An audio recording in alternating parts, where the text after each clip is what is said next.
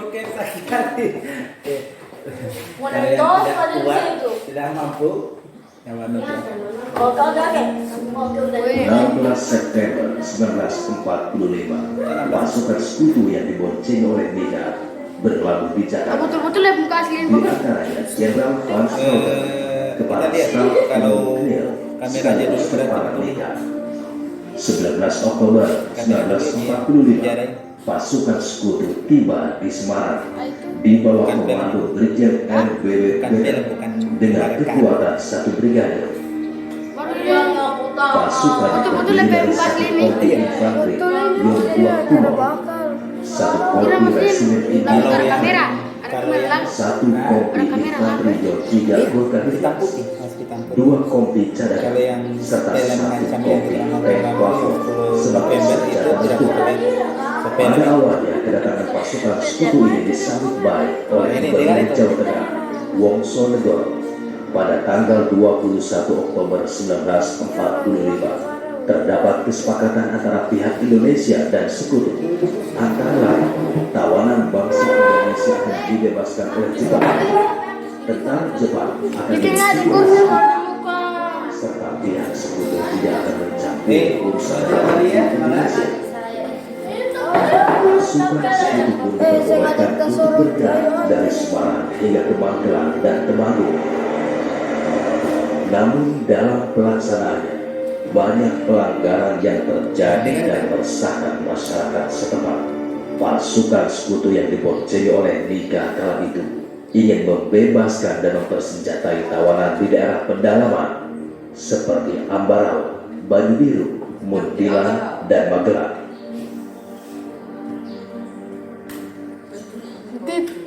Sekutu masuk ke Magelang menggunakan iring-iringan kendaraan kurang lebih 60 kendaraan, tujuannya untuk melucuti dan melawan tentara Jepang yang ada di kota Magelang dan sekitarnya. Kedatangan pihak sekutu di kota Magelang tak mendapatkan simpati dari rakyat dan memicu berbagai ketegangan yang memperburuk keadaan. Sekutu menunjukkan sikap bermusuhan kepada para pemuda pejuang dan kepada laskar rakyat. Mereka mudah menempeleng Bapak Sarbini, Komando Wilayah Sarjana Kedu, memerintahkan supaya menyiapkan dapur umum. Bersamaan datangnya BKR.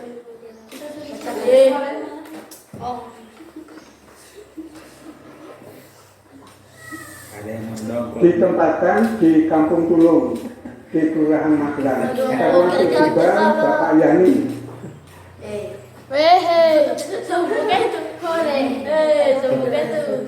Selaku pimpinan BKR, rencananya untuk mengadakan serangan umum. Akhir Oktober 1945, pecahlah pertempuran antara tentara keamanan rakyat melawan tentara sekutu yang diboncengi tentara Belanda.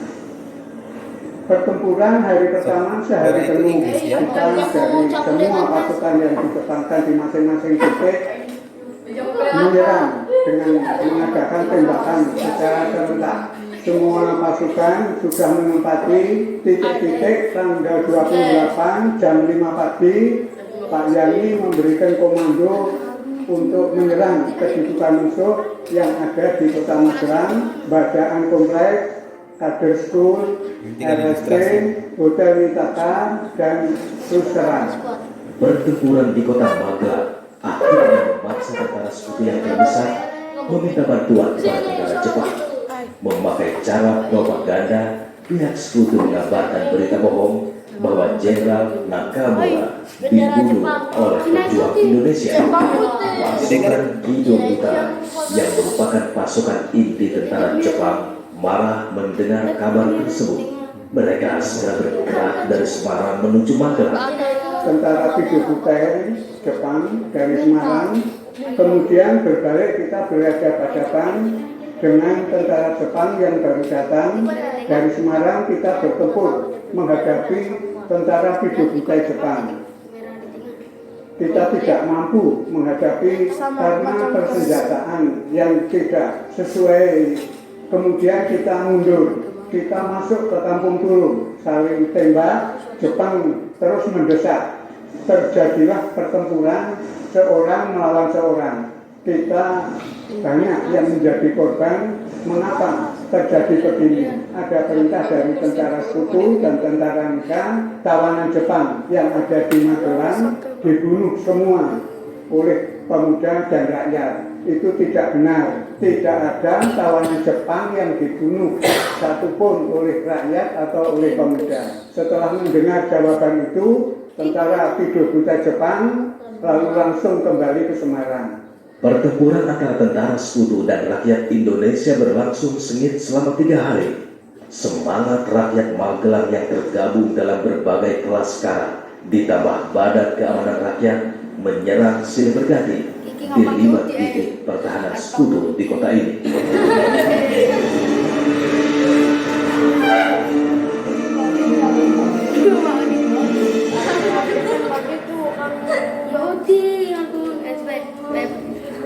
Akhir Oktober 1945, Kolonel Edward dengan Brigjen RBW Better meminta kepada Letnan Jenderal Chris Vincent di Jakarta untuk meminta bantuan Presiden Soekarno guna menghentikan pertempuran di Magelang. Kita pada hari yang keempat bahwa Bung Karno akan datang di kota Magelang. Pimpinan BKR dan Wali Kota Magelang memerintahkan Pak Legowo untuk menjemput Bung Karno sampai di jalan raya muka rumah sakit Gila. Bung Karno datang bersama dengan Jenderal Better.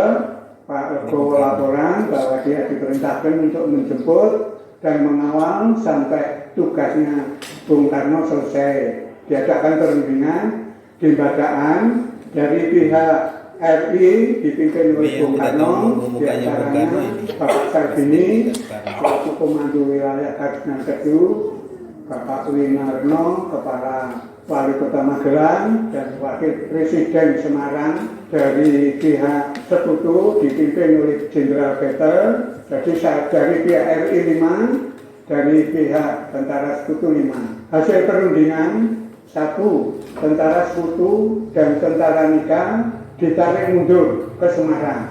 Yang kedua, diadakan sesuatu akhirnya diadakan senjata. Yang ketiga, tawanan Jepang yang ada di Magelang dan sekitarnya diurus oleh pemerintah RI dan akan diserahkan langsung kepada tentara sekutu.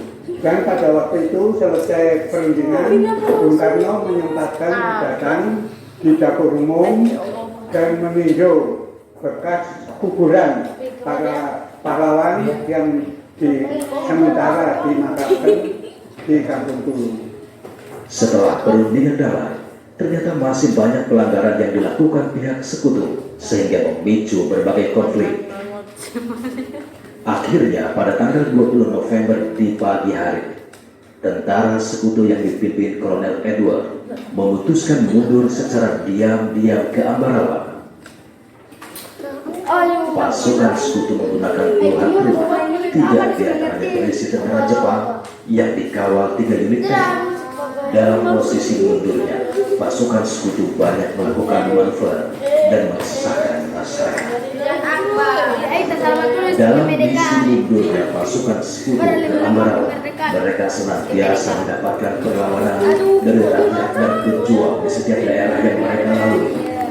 Tak jarang pesawat-pesawat tempur P-51 Aspek yang akan disebut Joker dikerahkan membantu pertempuran melawan perjuangan ini.